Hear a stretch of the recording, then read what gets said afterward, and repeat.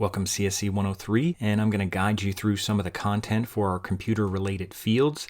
This is under Unit 8 this semester, and we're not going to make a PowerPoint. We're just going to look at some content and take a quiz. And I just want to guide you through where some of this is.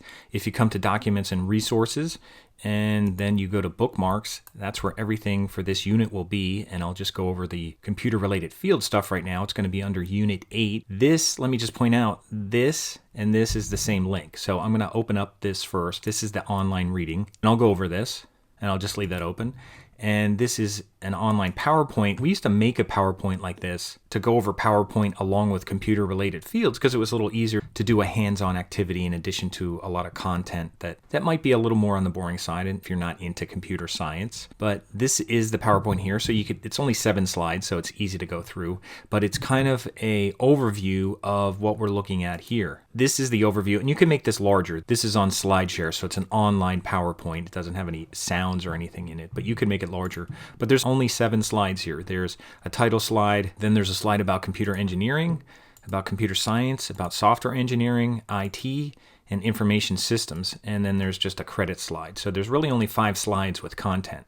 And they kind of abbreviate some of the content a little bit so you don't have to do a lot of reading here. If you don't want to do a lot of reading, or if this puts you to sleep or whatever, that's kind of a Cliff's Notes version of what's going on here. But let me just go over this quick just so you know what you're seeing here. These are the 5 areas of computer-related fields.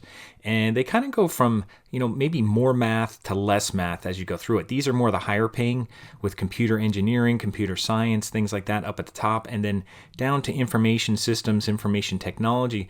There's more business courses and things like that, so sometimes it's not quite as technical, and sometimes you don't need as much education. You don't have to take like Calculus 3 in the IT field, but you may if you're in computer engineering, so I just wanted to point that out. But these are usually a little more on the higher paying end, and if I look at these areas, now these are 5 different areas, computer engineering, and I'm not going to go over this because it's in the PowerPoint, but they deal a little bit more at the hardware, and you're going to see this really confusing looking graph here.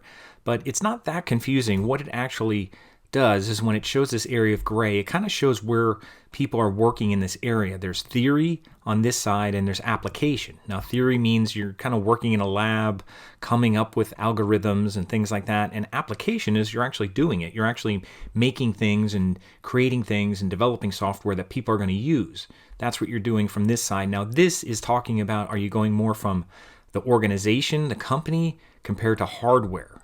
Kind of 2 separate ends of it. So they're trying to show graphs showing different ends. So people in this area are kind of on the wide range of things in terms of theory and application. They could be everywhere. As you go up, you'll see less people who are getting into the actual application in the business. So they're more lab people down here, but at the top here, they're getting closer to the business, to the organizational kind of stuff. But there's a lot of hardware kind of work here with computer engineering. So that's what you're seeing. And then they'll have a link here that'll say typical careers. And if you click on this, it's a link to the U.S. Bureau of Labor Statistics, the BLS. Keep in mind, it doesn't open in a new tab, so you got to keep hitting the back button when it does this. But what it does show you is median pay, it shows you education levels, and it even shows a job outlook in terms of how fast that area is growing.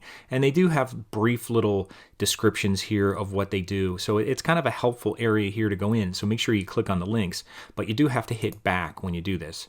So that's the first area, which is computer engineering. Then the next area is computer science, which people kind of confuse with that.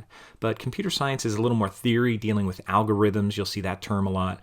And of course, you could read through this and look at the PowerPoint. But here, you're seeing a lot of theory. You're not seeing a lot of application over here. Matter of fact, it's almost blank over here.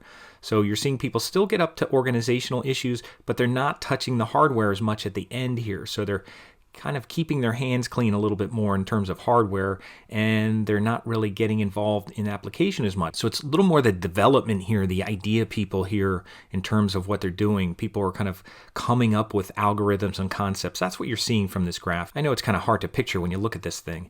And they have software developer and computer research scientist. So when you click on this, you're going to see the median pay, which is $122,840 for the research scientist, and how fast it's growing and things like that. And here it has master's degree. It's one of the few with the master's degree that's required for that position. The next section is software engineering, and that's where you make it into like software development. And they have a software developer down here. And this football looking thing here kind of shows that it's kind of from all ends. It could be most of the people are kind of working in this center kind of area here. If you look at it that way, most of the people are kind of in the center. They're not all theory, they're not all application, they're kind of doing both. So people are kind of in the center, but they're touching up into organization and they're getting down to the hardware, but not too much into the hardware down here. Computer hardware and architecture, it's almost blank down here. So they're not getting into it very much. They're getting closer to organizational issues. They're on the range of theory and application deployment. So if that helps you a little bit, think of a software developer, what he's doing. So he may be talking to companies as much, he may not. They may be developing a little bit more in a bubble when they do that. So it all depends. So if you click on here for software developer, again, you're going to see median pay range, what they do, create application systems. It depends on the company. It depends where they're working. They could be in all areas. So it's really hard to nail this down. So these are general kind of areas that we're looking at, but we're looking at them just to separate them a little bit so you just don't think everybody's in computer science. The next area here, the last two that we'll look at, one is information technology, and think of the IT people at school and things like that and what they're doing. They're on the end of application. They're involved in everything that's happening. They're not coming up with ideas and theorizing things. They're all down here working, and you can see most of the people are up here working with the organization, the help desk, all that kind of stuff. They're very hands-on. They're hands-on with hardware. They're very hands-on with software, application software, very, very hands-on with that. And that's where you're seeing this kind of graph that's on the right side like that. So this is more kind of hands-on with people, hands-on with application. They're the people that you'll know a little bit more. You might not know a computer engineer, but you'll know your IT guys. And down here, there's a couple things. There's people who work with databases, people work with security, computer support, networks, all these kind of things are in here, are elements of IT. And then finally, the last category that we're looking at here is information systems, which actually incorporates more business. So they're mentioning that it incorporates technology, business, and communications. Now, they could be in different levels. If you look at this graph here, they could be on the range from theory. And when we say theory in business, they're with an organization. They're not just coming up with theories. This is ideas. So they're developing ideas for business, coming up with plans and designs for what they're going to do for their business. Now, they may not be getting into the hardware at all. You can see they're far from the hardware here, but they're dealing with a lot of software application kind of things here. And application, not as much, but they're getting closer to the application. There's more application than theory, but you could be anywhere in here. You could be working in here and be an idea guy over here, then handing it off to somebody who's more technical, who's getting into this kind of stuff over here. So it's a wide range, but you can see there's not a lot of hardware that they're dealing with here in terms of development of hardware. I'm not saying they're not using hardware. They're just not developing hardware. They're not building things, the architecture of computers like they're doing down here. So that's what you're seeing in information systems.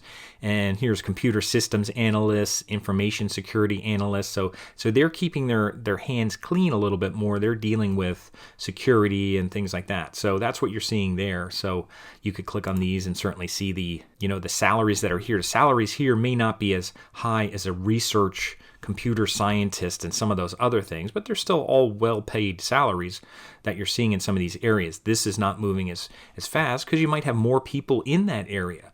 If you don't have to take Calc 3 and get through all these incredibly difficult computer science courses, there might be more people in that field. As you get up into more engineering type courses and really kind of difficult courses and math courses, it tends to weed out people a little bit more. So there's less people in those areas. So you'll see salaries not as high as you will in some areas, but still very nice salaries in these areas, in all the computer related areas.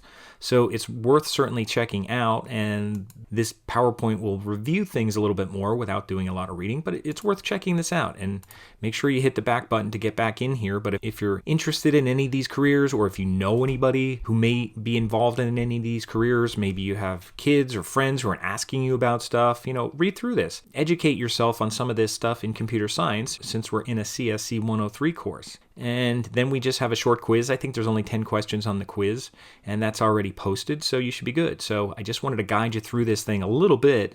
We don't have to do a PowerPoint. You're just going to look at stuff and get to know the information somewhat and take the quiz.